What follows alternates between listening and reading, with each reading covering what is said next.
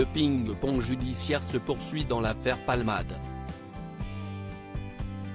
Après l'accident de la route dans lequel il a été impliqué alors qu'il conduisait sous l'emprise de la drogue, Pierre Palmade a été mis en examen pour homicide et blessures involontaires. Il avait d'abord été assigné à résidence, mais après un appel du parquet de Melun, la cour d'appel de Paris l'avait placé en détention provisoire fin février. Mais, ce lundi 6 mars, la juge d'instruction en charge de l'enquête avait accepté la demande de mise en liberté du comédien.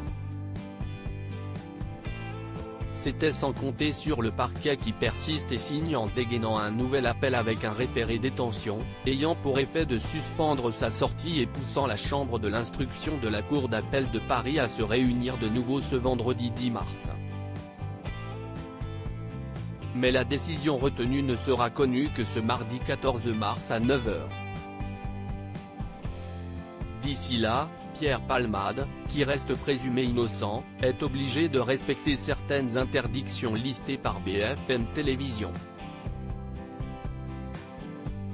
Selon la chaîne d'information, l'homme de 54 ans actuellement hospitalisé au Kremlin-Bicêtre, dans le Val-de-Marne, après un AVC, reste jusqu'à l'annonce de cette décision libre, mais sous contrôle judiciaire. Celui qui est accro à la cocaïne depuis une trentaine d'années aurait interdiction de conduire, mais aussi de se rendre en Seine-et-Marne, département où a eu lieu le terrible accident et où se trouve sa maison. Il dispose aussi d'un appartement à Paris, note de la rédaction. Il lui est également interdit d'entrer en contact avec les deux témoins qui étaient présents dans son véhicule le jour du drame. Pierre Palmade, Muriel Robin, Michel Larocque, Véronique Sanson.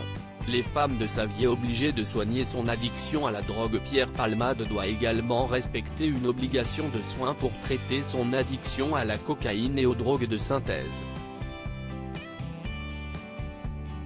J'ai été inconscient de prendre la voiture sous stupéfiants. Je suis dangereux à cause de la drogue, je suis un chic type, je suis quelqu'un de bien. Il faut que mon rapport avec la drogue soit résolu, que la drogue soit bannie de ma vie, aurait-il déclaré aux enquêteurs. Toujours selon BFM Télévision, au moment de l'accident qui a gravement blessé une famille, une femme de 27 ans a perdu l'enfant qu'elle portait depuis plus de 6 mois, l'humoriste n'avait pas dormi depuis 3 jours.